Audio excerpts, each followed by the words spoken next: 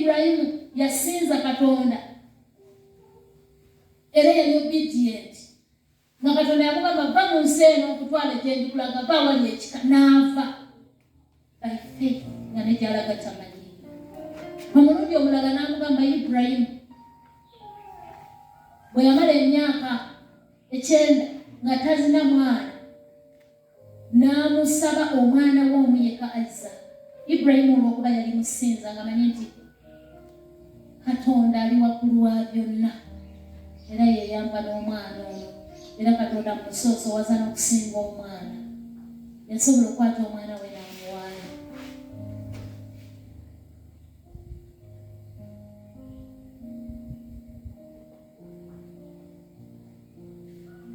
Katonda tewali kintu kyakusaba nga ye tasobola kukigaba era naye yawaayo omwana we omu era mu Genesis tulabamu ekifaananyi kya Katonda n'amumuwa.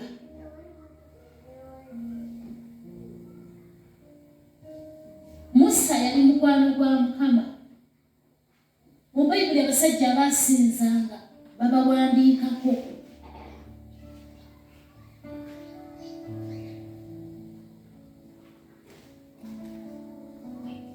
Abel yasinza n'ebiweebwayo nga yanoonya birungi byawa Mukama.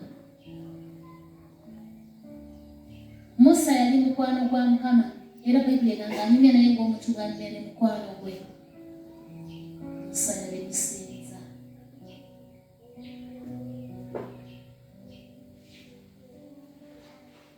Era Katonda n'akola ebikulu n'alwananga entalo. Mu byawandiikibwa ebimu ku biriwuniikiriza mu kitabo ky'Okuva kye kimu ku bitabo ebirimu ebintu ebiwuniikiriza ebitalina mu bitabo birala. Ne tulabira emmaanu,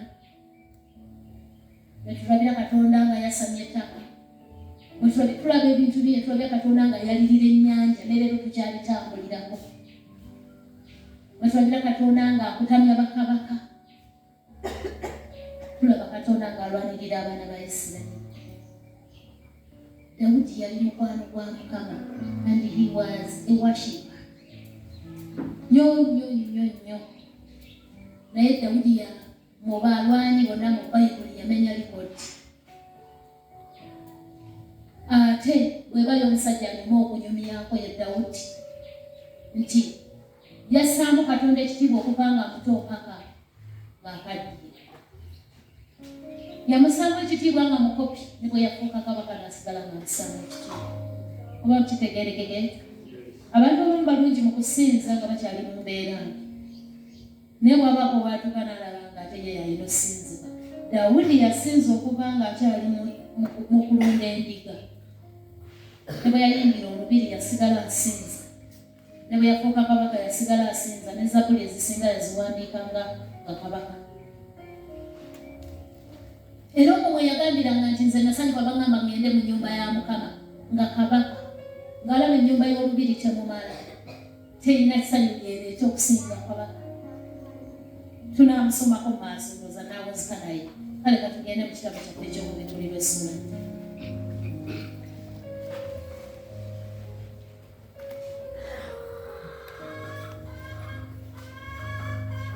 Lwalina okutandikirawo oluvannyuma lw'ebyo n'endaba era laba oluggi olukuddwawo mu ggulu n'eddoboozi lye nasooka okuwulira ng'eryakabumbi nga lyogera nange ng'ayogera nti linnya okutuuka wano nange naakulaga ebigwanira okubeerawo oluvannyuma lw'ebyo.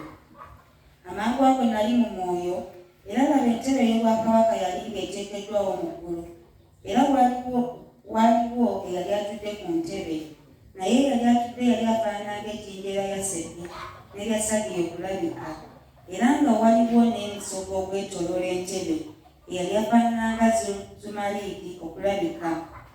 Entebe y'obwakabaka yali yeetooloddwa entebe ez'obwakabaka 24 ne ku ntebe kwaliko abakadde 24 nga batudde nga bambadde engoye enjeru ne ku mitwe gyabwe enkule eza zaabu. Ne ku ntebe nga kuvaako okumyansa n'amaloboozi n'okubwatuka n'ettabaza omusanvu ez'omuliro nga zaaka mu maaso g'entebe ng'emyoyo omusanvu egya Katonda.